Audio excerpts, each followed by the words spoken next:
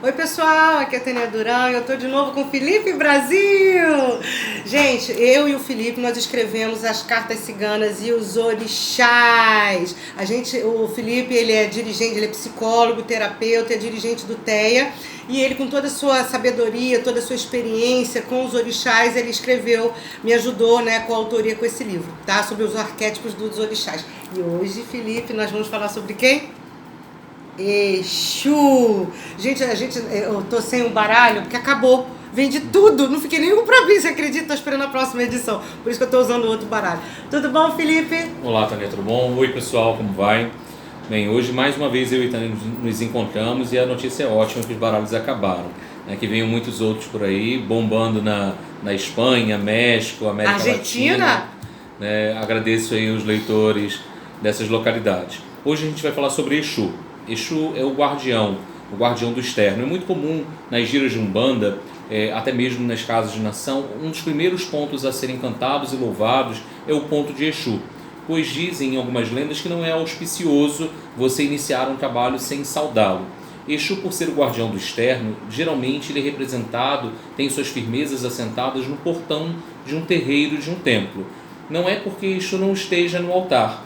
As pessoas viram de costas para saudar o externo, o guardião que toma conta de todo o perímetro do terreiro. Quando eu falo perímetro, não só a porteira, o portão em si, a parte externa, a rua, a encruzilhada, tudo que se dá no entorno do terreiro. E, no entanto, muitas pessoas acham, não, o Exu só está lá na casinha de Exu, no quarto de Exu. Não, está no altar também. E no sincretismo a gente cabe lembrar que Exu ele é sincretizado com o Santo Antônio. E Santo Antônio está lá no altar. Ele é utilizado tanto pelos pretos velhos, mas também conhecido como Santo Antônio do Caminho, Santo Antônio de Ouro Fino, Santo Antônio de Batalha, que são simbolismos e representações de Exu. Exu, infelizmente, ele é muito estigmatizado até os dias de hoje por um culto equivocado. Na África, nas lendas, nos itãs, fala que Exu ele atira a pedra hoje e acerta o pássaro amanhã.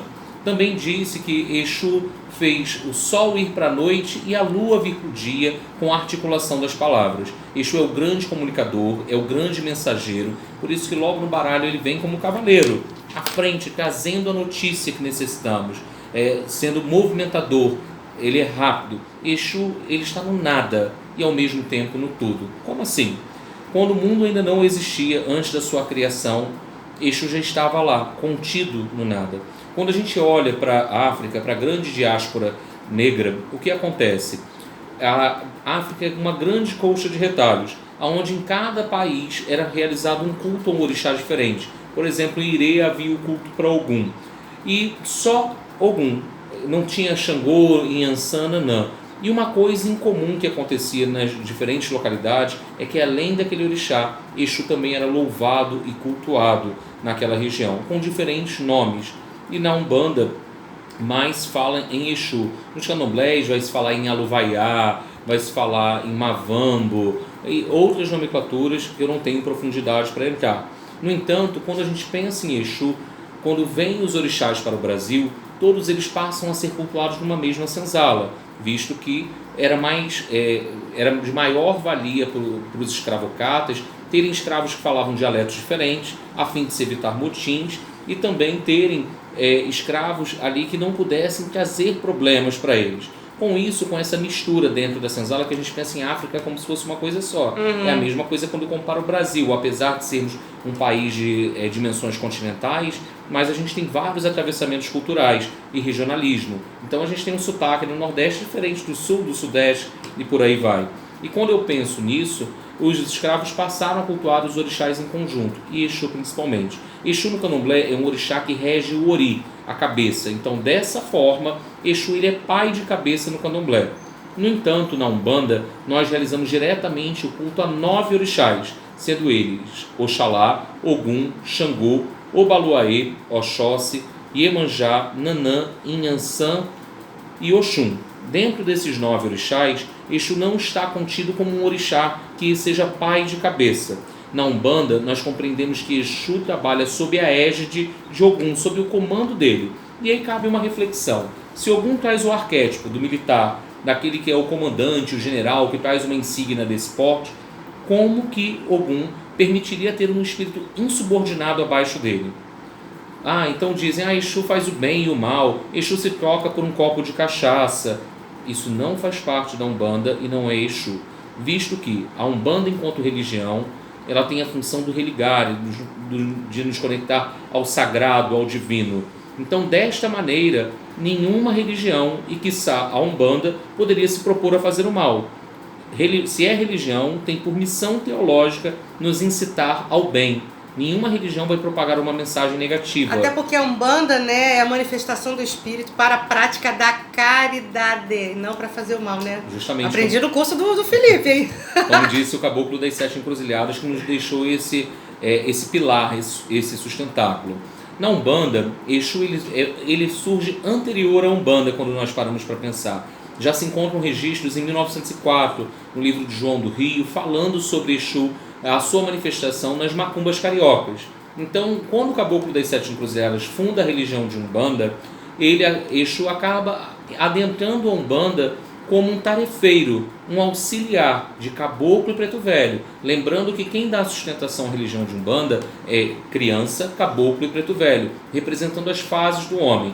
Na Tenda da Piedade, fundada por Zélio de Moraes, Exu não se manifesta dando aconselhamentos ou trabalhos, fazendo trabalhos para o público. Uma vez ao ano é realizado, segundo informações da tenda, um trabalho fechado para expurgo e para limpeza.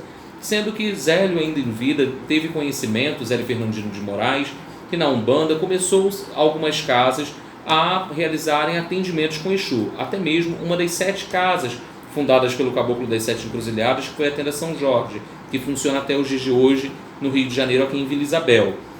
Tendo esse culto, Exu começou a se manifestar numa época cultural muito diferente dos dias atuais. E quando a gente pensa em Exu trabalhando, ele tem por função ser o guardião, ser o atalaia, o defensor. Exu é quem quebra a demanda, é quem quebra a magia.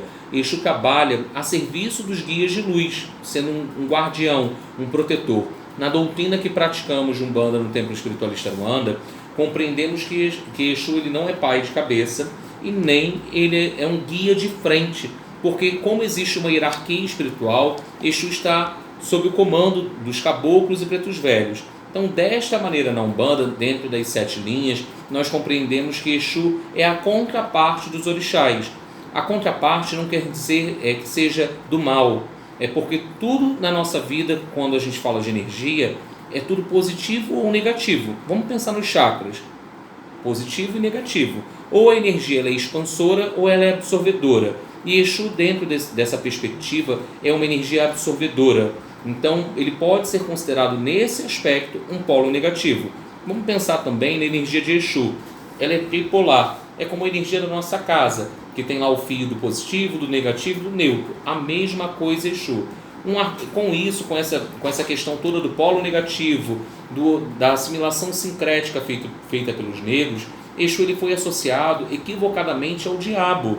Porque o diabo, dentro da visão cristã, vem de diábulo, aquele que gera dúvidas, aquele que vem cindir. E a figura de Exu é uma figura que vem se colocar de uma forma diferenciada. Exu não leva o desaforo para casa. Exu, por ele ser uma energia mais terra-terra, ele fala sem meandros para você. Ele é da comunicação, né? Ele é o grande comunicador, né? Exu, se ele falar assim, olha moço, isso está acontecendo na sua vida porque você está pisando na bola, ele vai mandar o recado. Então a gente tem que ter muito cuidado com o que pede Exu, visto que Exu ele não trabalha para o mal, mas ele é justo. Exu ele é o executor da lei do karma. Os Exus, dentro da sua classificação, muitos adentraram a religião de Umbanda pela Quimbanda, que é uma outra religião. Eles passam a ter uma consciência e estudo e evolução, servindo o caboclo e preto velho, e são considerados na Quimbanda como Exu pagão, aquele que não é detentor de luz, ou até mesmo um quiumba, como alguns classificam. Já na Umbanda, trabalham os Exus que foram batizados, que conhecem o bem e trabalham a serviço do bem. Já depois de um determinado tempo, por merecimento e grau, esse Exu se torna coroado ou um Exu de lei, que aí sim ele passa a servir ao orixá, ele passa a servir aos guias de luz. Ele já tem aquela consciência que ele não vai descer os degraus da escala evolutiva em troca de bebida, em troca de qualquer coisa. A gente não evolui, nós estagnamos ou continuamos a nossa evolução. E Exu está em constante evolução. Quando ele alcança um grau de conhecimento dentro da religião, cumpre a sua missão, ele tem por merecimento ou seguir para outras linhas de Umbanda, ou reencarnar, ou cumprir outras missões no astral. Antigas casas de Umbanda, se vocês forem avaliar, não vão ter nome de Exu, dando nome aos templos. Não existe templo, caboclo, 7 flechas e Exu gargalhada. É mesmo, né? Assim, porque Exu ele ainda está nessa condição. Dentro das Umbandas antigas, Exu ele não pode batizar, ser padrinho espiritual de alguém, porque ele ainda não está aprimorado suficientemente. Cabe lembrar da fala do Caboclo das 7 Encruzilhadas, que com aqueles que souberem mais nós aprenderemos, e com aqueles que souberem menos nós ensinaremos. Então Exu está em constante grau de evolução. Gera muitas dúvidas, porque criança não pode frequentar a gira de Exu. E por que não pode? Apesar de Exu ter uma energia mais densa. Na verdade, era muito comum no passado Exus xingarem, terem um comportamento, né, que mais humano, né? Bem humano. Sim, mas isso é uma questão de doutrina de cada casa. E a partir daí, qual o exemplo que eu dou quando uma criança vai até um terreiro, se é Umbanda, é uma religião da família, quando a criança chega no terreiro e vê um médium incorporado pelo sagrado, não importa quem esteja manifestado ali, tomando cachaça no gargalo, xingando palavrão. Se esse exemplo que eu tenho dentro do templo, eu vou aplicar esse exemplo no meu social. E a gente tem que pensar muito, quanto dirigente espiritual, quanto médium, qual a mensagem que eu estou emitindo. Eu sou responsável por isso. Até mesmo os pontos cantados, que enaltecem o mal, que falam que Exu é o diabo, Pombagira a mulher da vida, e isso é equivocado. A Umbanda está num outro processo e patamar de evolução, e daí cabe essa responsabilidade. Desta forma, na religião de Umbanda, vocês não vão ver que é um filho de Exu. Exu, como a gente falou, dentro da sua visão arquetípica, é o comunicador, é o mensageiro, é aquele que articula bem as palavras. Todo o processo de comunicação é Exu. Quando eu penso na criação, na concepção de uma pessoa, né, de um outro indivíduo, Exu ele é o gozo no ato sexual, ele é o prazer. Por isso que na África e no Candomblé, um dos aspectos atribuídos a Exu é o falo, como um instrumento de procriação, como um instrumento de virilidade, de poder. De vida, né? Sim, de com vida. certeza. É porque nós, como tivemos uma educação muito pautada no catolicismo... E na repressão, né? Sexualidade é uma coisa errada. Quando, na verdade, nas religiões orientais, é sagrado, é divino, porque faz parte. Exu vai trazer toda essa energia de primeiro passo. Uma pessoa que está lá depressiva, não consegue ir adiante, a gente precisa da energia de Exu, porque ele é chakra base, ele é terra, ele é movimentador, ele traz toda a ligação com o ego. Uma das coisas que muitas vezes acontecem é que Exu ele acaba fazendo para os médiuns que acabam jogando muita coisa para debaixo do tapete, principalmente os aspectos negativos da sua personalidade. Exu exacerba isso e traz isso à tona, porque o médium precisa ter conhecimento do seu aspecto sombra. É isso que eu ia falar, ele traz o lado sombra aqui para interessante, para ser trabalhado, né? Entrar na consciência, né? O Exu, quando a gente pensa em Exu, ele é um trabalhador da luz atuando nas trevas. Lá na obra de Bezerra de Menezes, a gente tem algumas literaturas que apontam que tem determinados lugares que os espíritos de luz não conseguem acessar, regiões muito densas, muito trevosas do umbral. Então, os próprios espíritos de luz pedem auxílio a Exu. Nós utilizamos esse nome Exu, essa classificação, como apenas um grau espiritual. No entanto, não existia quando encarnado uma pessoa com nome de tranca-ruas. São espíritos que compõem uma legião. Não existia alguém com nome de capa preta, de 7 capas, de meia-noite. São espíritos que vão se agrupando e servindo uma legião espiritual que tem uma missão por afinidade. Exu, se a gente for falar sobre Exu, a gente pode levar dias e dias aqui falando sobre esse aspecto. Então, eu saúdo vocês em nome de Exu, Laroê Exu, Exu Emojubá, e a gente cabe lembrar que Exu, eu te reconheço, eu te reverencio, né, como o grande comunicador. O dia da semana atribuído a Exu na Umbanda é segunda-feira. Existem também liturgias que fazem culto ao Exu na sexta-feira, após as 18 horas, quando há o pôr do sol. Porque a sexta-feira até 18 horas, enquanto o sol ainda está na terra, está sob o comando de Oxalá. Exu que possa sempre nos abençoar. Exu é o guardião dos caminhos, das encruzilhadas, das portas, das passagens, de todo esse aspecto. Além disso, a gente vai encontrar na natureza Exu Exu no cemitério, na figueira, na escada, aonde tem um orixá. Se eu tenho Iemanjá no Reino do Mar, eu tenho os Exus que trabalham a serviço dela lá. Então eu tenho Exu Quebra-Mar, Exu Maré, Exu da Praia, Exu do Mar, que tomam conta daquele perímetro. Se eu tenho na cachoeira Oxum trabalhando, eu vou ter o Exu Cachoeira atuando com ela. Na pedreira, seus 7 lajedos, 7 montanhas, seus 7 pedreiras atuando com o Xangô. Se eu estou no manguezal com o Nanã, eu vou pensar em Exu do Lodo, Exu do Mangue.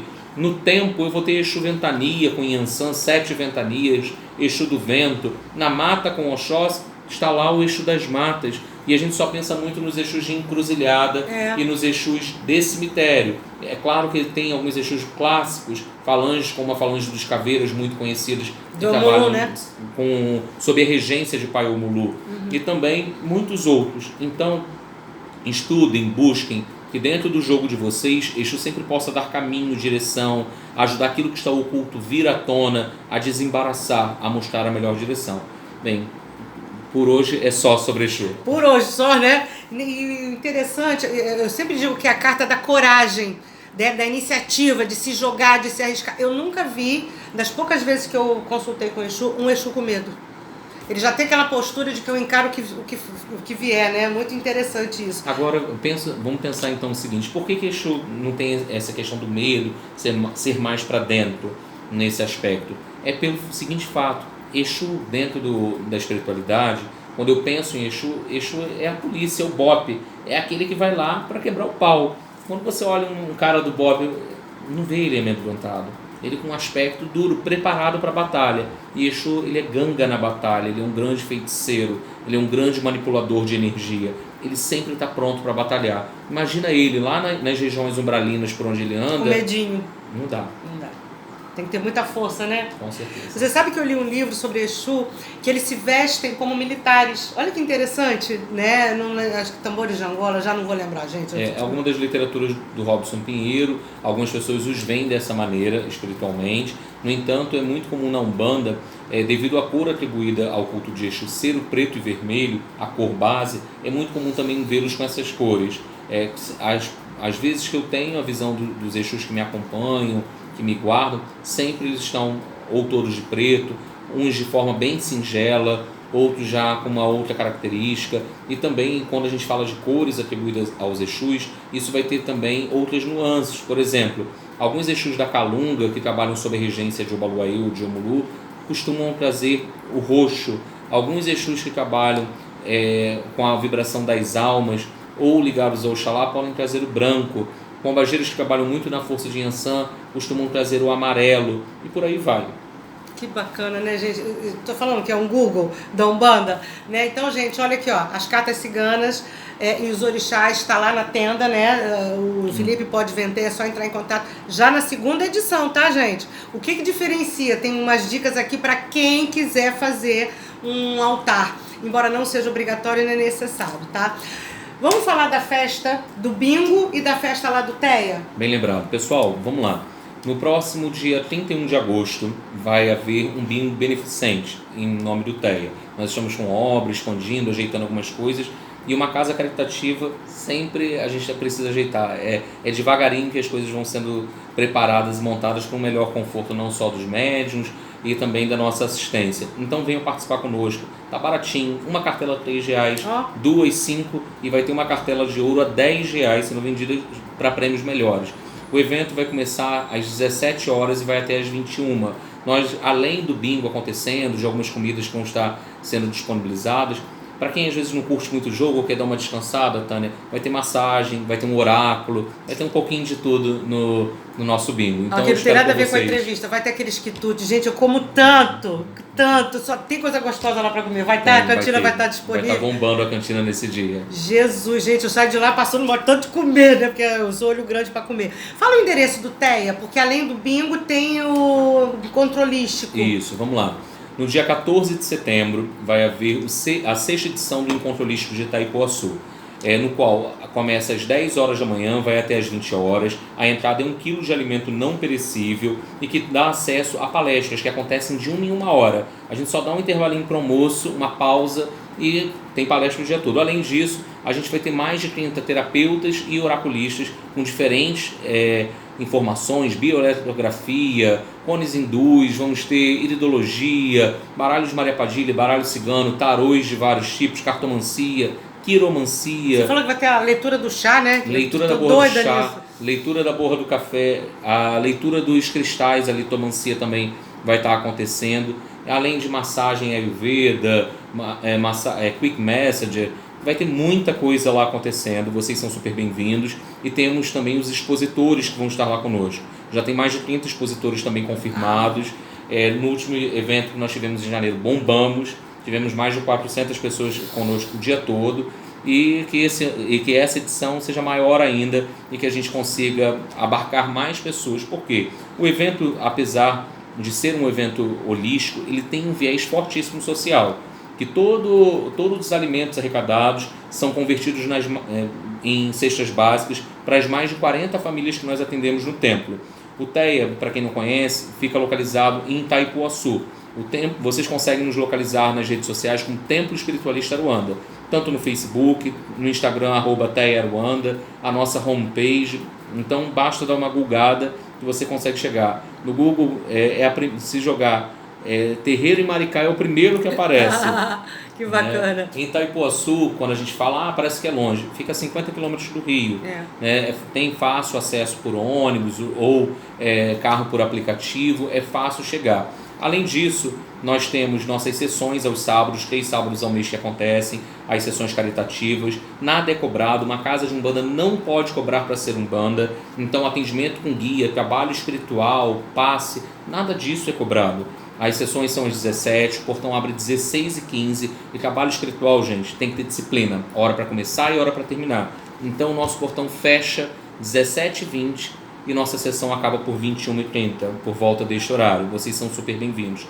Além disso, todas as quartas-feiras nós temos a sessão de cura, que utilizamos técnicas como reiki, cromoterapia, cristais, apometria, barras de axis, né, que vocês podem estar participando gratuitamente. Tá lá, assim, a gente atende mais de 100 pessoas das quartas-feiras. É um trabalho bem bonito realizado, é atendido, pode ir embora. E tem pessoas que fazem tratamentos conosco, acompanhamentos. É bem legal esse trabalho. Todo mês nós temos palestras acontecendo. No mês de setembro, né, que está mais próximo para vocês, a gente vai ter uma palestra sobre mediunidade na Umbanda, com um dirigente de outra casa, Luiz Fernando, que vai estar visitando para falar a respeito do tema. Então, como uma casa de Oxóssi, trabalhamos a todo momento escondindo conhecimento. E eu espero por vocês. Ai, gente, que bonito. Então, só lembrando, dia 31 de agosto vai ser o bingo. Isso. E dia 14 de setembro vai ser o dia do holístico, né? Correto. Então, gente, se vocês, os livros vão estar à venda lá, hein? Com certeza. O livro aqui, tá? Então, gente, é só entrar em contato com o Felipe, tá bom, gente? Felipe, obrigada aí. Que Exu, né, sempre nos proteja aí, esse grande comunicador, tá bom? Tchau, pessoal. Tchau, até a próxima. Oriente-se.